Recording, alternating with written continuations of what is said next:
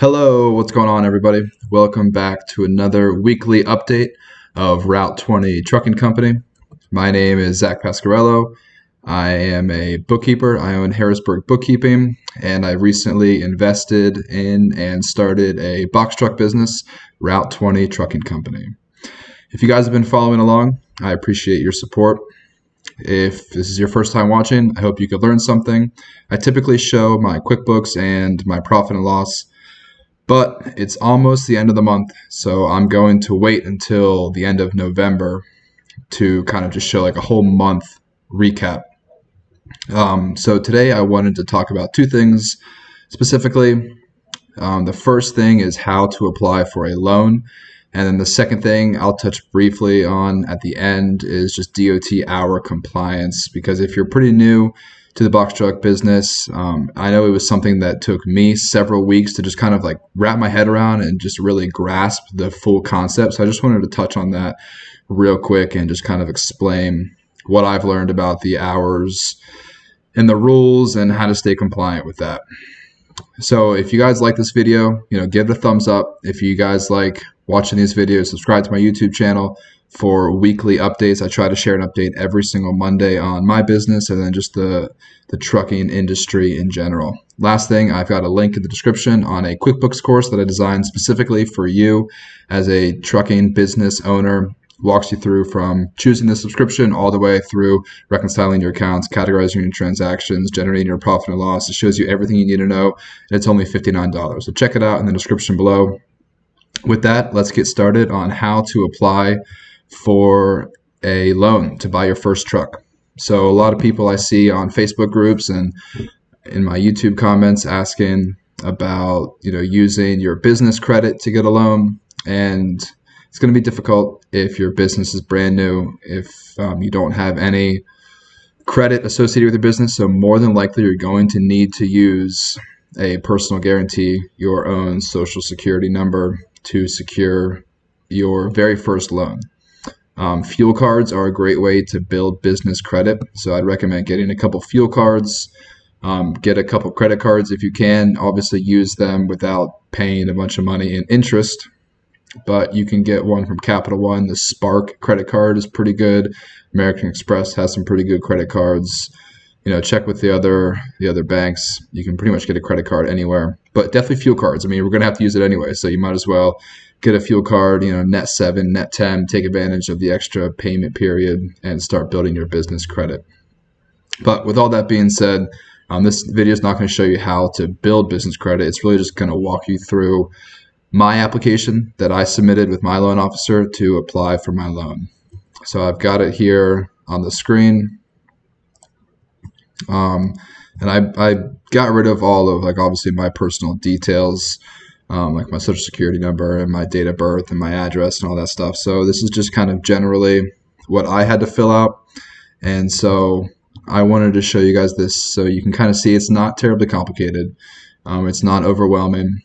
You just kind of got to link up with your local bank, local credit union, get connected with a loan officer, and then he or she will probably send you over some documents pretty similar to this. So I recommend before you guys get started with this, you're probably going to have to start an LLC with your Department of State, your state government. You can do it online. Probably going to cost like $70. You can hire an attorney, but I wouldn't recommend doing that. You can do it for free, not free, but you can do it on your own, just on your state's department website. Okay, so once you filed your LLC, once you have your business checking account, you're going to want to apply for a loan to buy your truck. Even if you have $50,000 cash, I would not recommend spending all your cash just to buy your truck. I would still get a loan because you can get a pretty good interest rate on a commercial vehicle loan. Okay, so business information here, just very generically, the legal name of your business. For me, that was Route 20 Trucking Company. Brief business description, obviously trucking. Your federal tax ID number, that's your EIN. You can also get that for free from the IRS website. I would not recommend paying anyone to do that for you. What type of business is it? More than likely, it will be a limited liability company right there. So just check that box. And the business location address. Don't get too hung up on this. I used my personal address, so you can do that as well. Yeah, so street address, city, state, zip code, all that's pretty standard for your address. Don't worry about like having some virtual PO box, virtual mailbox. I wouldn't worry about any of that. Um, Mailing address, if different, mine was the same. Website, if you have a website, great. Whenever I applied for this loan, I did not have a website. Not a big deal. Your business phone number. You can get a separate Google phone number. You can spend $100 a month on like a separate business line. I haven't done that yet. Whenever you guys are just getting started, it's just what I did. I mean, if you want, you can get a business line, but I just used my cell phone for my business phone. So there's my business phone number, date your business was established. My business was established back in April. So that's where you're going to want to file with your Department of State. And keep in mind, it probably takes 2 or 3 weeks. So you want to do that. If you haven't done that already, you want to do that a couple weeks in advance. Total employees, 0, just me. Annual sales revenue, 0. Haven't even started my company yet. Average checking balance, not applicable because I didn't have any money in my checking account, and my checking account was at the bank that I was applying to. So whenever you're applying for your first loan, your business is brand new. Like the loan officer is not going to expect your business to have a bunch of history or a bunch of money or a bunch of employees. I wouldn't worry about that too much because you're going to personally guarantee this loan anyway. And this is just information on how to apply for your very first loan. So all of this is pretty standard so far. Persons authorized to sign on behalf of the entity. It was just a single member LLC, so that person is just me. If you have a partnership, you might need to have all of the partners sign off on it. And then they asked me these 3 questions here. Have you ever incurred a loss? I just started the business this year, so I've never filed taxes for it yet. Are there any delinquent taxes owed by the business? No, it's still my first year. And is the business pending a change of ownership? No. You should be answering no to all questions like that, because if you're going to answer yes, there's probably going to be a red flag and you might not get the loan. But all of those things should not even apply to your business. All these things that were highlighted in yellow here, that's stuff that my loan officer actually filled out for me. It was the amount that was requested for the loan, the length of the term, and the collateral offered for the loan. So is the vehicle, right? Because you're purchasing the vehicle with the loan. So if anything were to happen to you or your business, at the very least, the bank could could repossess the vehicle, and then they could get their money back that way. So that's why you can usually get fairly good terms, and it's fairly easy to apply for a vehicle loan, especially a commercial vehicle loan, because you have collateral, which is the vehicle. So that's just kind of like really basic information about you and the business. And then this next section here is just information about the business owner, which is me, which is you. So all these yellow things highlighted here, your name, obviously social security number, date of birth. I just have those blanked out just for, because it's my personal information, but you're going to want to fill out your social security number, your date of birth, how much you're paying for, your monthly rent or your house payment, how much equity you might have in your home. And to figure that out, you just go on Zillow and check out the Zestimate for your house, or just, whatever is the estimated value of your property, and then find out your mortgage outstanding balance and subtract the balance of your mortgage from the estimate of your home value, and that's going to be your estimated equity in your house. So just the value of your house minus your outstanding mortgage gets the estimated equity in your house. So whatever that is, whatever your monthly salary is, if you currently have a W-2 job, if you're currently an employer, whatever your salary is, and then other monthly income. So if you have other streams of income, you can go ahead and put that in there, right there. Main address, once again, fill out your address, city, state, zip code, cell phone number, email address.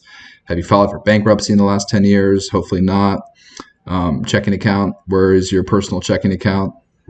Just the name of the institution. So all just really straightforward information that your loan officer is going to want for you as the applicant, because once again, you're going to have to personally guarantee this very first loan. Okay, so that's just all information for you as the applicant. And then if you do have a partnership and you have a second applicant on your application, you're going to want his or her information right here. and then you're just going to sign it, date it, and that was it for this portion of the application. So that was for my first loan. There was a second document that I'll show you here in a second, but I applied for another loan for a truck I'm getting in May, and this was actually all I had to fill out. Just this information right here. The other loan didn't require me to fill out the second sheet that I'll show you here in a second. So, that's how easy it might be for you guys to apply for a loan. That's all the information you need, and then they'll run a credit check on you. So, assuming your credit score is okay, once they do their risk analysis and do their credit checks, they'll let you know if you got approved or denied for your loan. But it's really just all information about you, because you are the business owner and you are the only applicant, and your business doesn't really have any history. So it's pretty straightforward. Now, maybe year 2, year 3, they might start asking you for business tax returns, maybe projections for the next 2 or 3 years for your budget, your profit and loss statement, your balance sheet. Those loan applications might get a little bit more complicated. And that is why it is super important for you to have accurate, up-to-date financial statements. Now, this is the second document that my loan officer required of me, and this was just a personal financial statement. So he basically wanted me to outline the personal assets I have, because the business didn't have any assets or liabilities. So he wanted to see where I stand as an individual. So all the basic information up top here, and then he was looking for your assets and your liabilities. So how much cash do you have? How many securities do you have? Marketable securities, that's just like stocks, IRAs, accounts receivable. You're not going to have any of those because your business is brand new. Your retirement account, which is your IRA. So I'm looking at the assets right here. And your retirement account, which is your IRA, not your IRA, your 401k, your personal real estate. So if you own your house, that would be considered personal real estate. Investment real estate, obviously, if you have investment properties, and then any cars you might have. So if you have, a $30,000 SUV, that would be considered an asset for you. So on this loan application, I just did like a rough estimate, how much cash you might have in your checking accounts, all that information for your assets. And my computer might die. I might need to pull a little audible here and run downstairs and plug into the charger.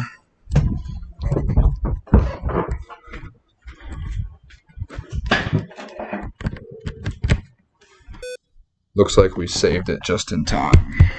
Okay.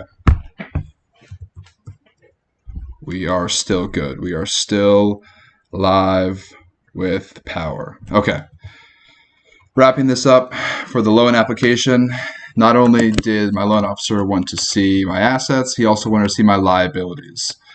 So any debt you might have, any outstanding bills you might owe, any unpaid taxes, any outstanding credit cards, your outstanding mortgage, and any other liabilities, student loans maybe.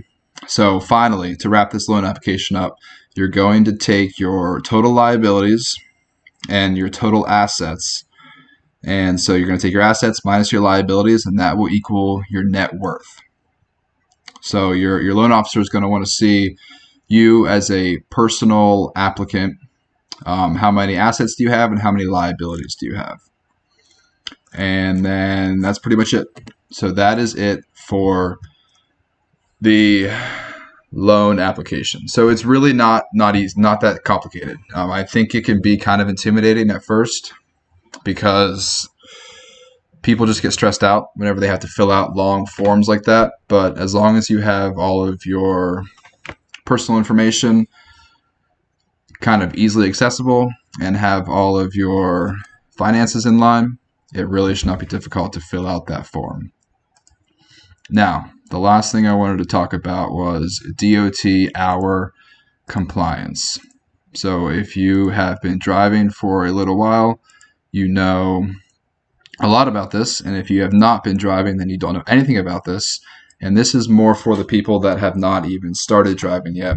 I wanted to share with you how serious this is. So obviously the DOT implemented these hour rules to keep truckers safe because I mean, I wasn't driving in the 80s or the 90s, but I can imagine truckers had a lot looser regulations. So they might have been driving for like 15, 16, 17, 18 hours a day just to get the miles in. And then obviously that's unsafe, right? Because truck drivers were getting tired, falling asleep at the wheel, not as alert. So we have our rules that we need to comply with, and these are national rules. These are not just dependent on what state you're in. So first of all, you're going to need an ELD. I use Keep Truckin'.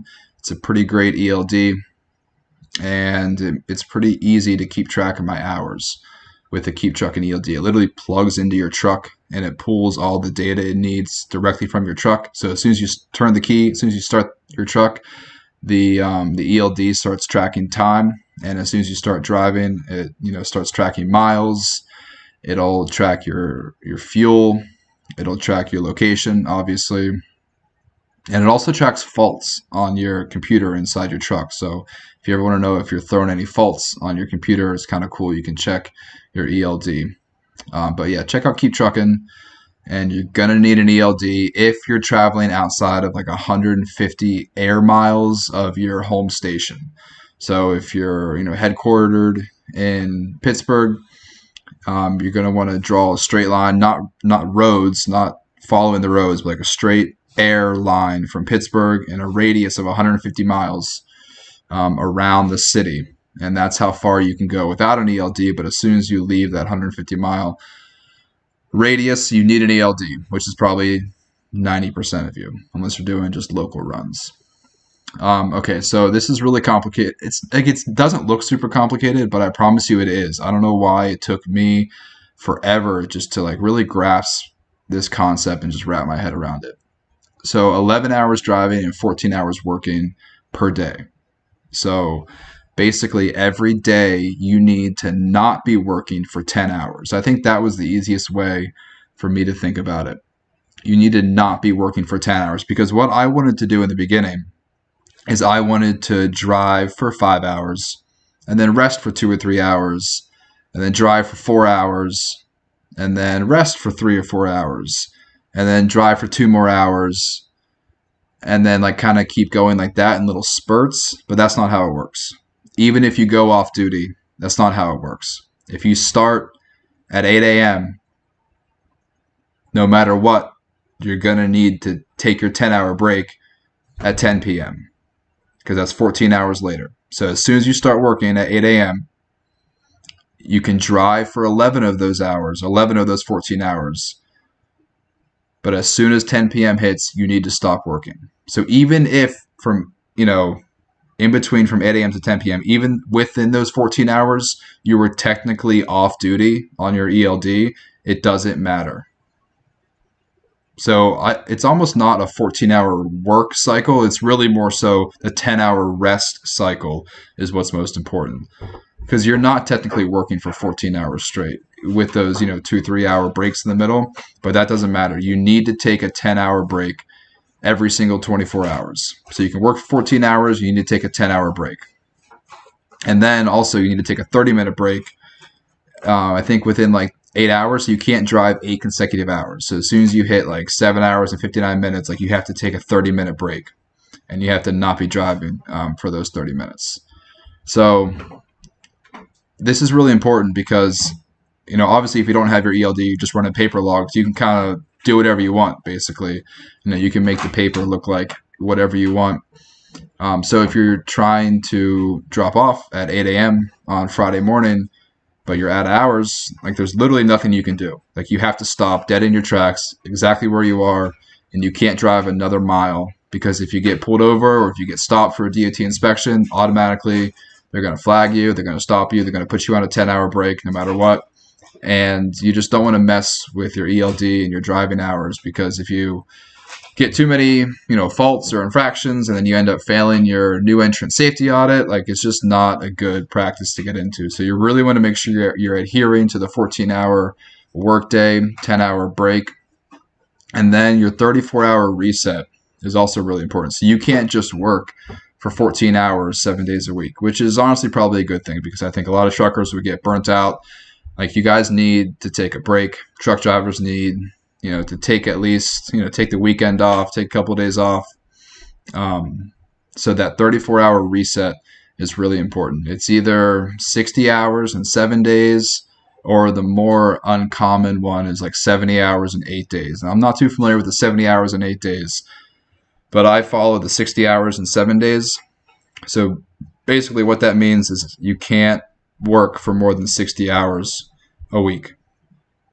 So if you drive, or if you're working for 5 days straight at 40 hours or 14 hours per day, right there, that's already going to be 70 hours. So you're going to need to take a 34-hour reset before you exceed your 60 hours in a week. And what that reset means is 34 hours, you can't do anything. So typically what I do is I have my driver just reset like Saturday night into Monday morning, or Saturday morning into Sunday night. I usually have the reset on the weekend. It doesn't make sense to reset on a Monday and Tuesday because most warehouses aren't even open for shipping and receiving on the weekend anyway. So I usually just have my driver take off on the weekend. So that's what I've learned about DOT hours and compliance. There's a lot more to it. You're going to have to look at the FMCSA website for yourself and just make sure you're tracking on all of the hour rules, because you don't want to go over your hours. You don't want to get hit with a DOT safety audit. You don't want to be out of regulations, because that's just not good for you and your business, and most importantly, not good for your safety. So I know this wasn't a typical video that I put out, but I hope that it was informative at the very least. So I showed you guys how to apply for a loan, and I talked briefly about DOT hours and compliance. So if you guys like these videos, if you're learning anything from these videos, give it a thumbs up. Subscribe to my YouTube channel for more weekly box truck business updates. And check out my QuickBooks course if you guys are struggling with your QuickBooks, or if you're just looking for some good QuickBooks information on how to run your trucking business. Appreciate you all watching, and I will see you all next Monday for another update.